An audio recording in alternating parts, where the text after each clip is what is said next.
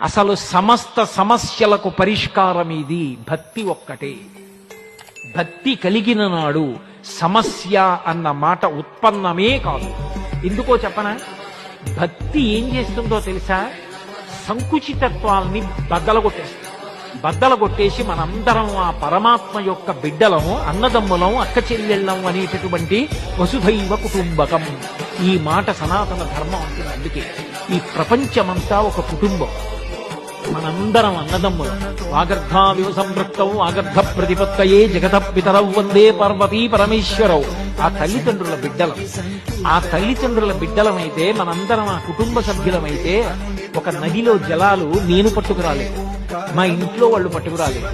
ఆ నదిని సృష్టి ప్రారంభంలో చతుర్ముఖ బ్రహ్మగారు సృష్టించాడు. ఆ నది ఎలా ప్రవహించాలో బ్రహ్మగారు నిర్ణయం చేశాడు. చేసినప్పుడు ఆ నది జలాలు నావి నీవి అని దెబ్బలాడుకోవలసిన అవసరం ఎందుకు?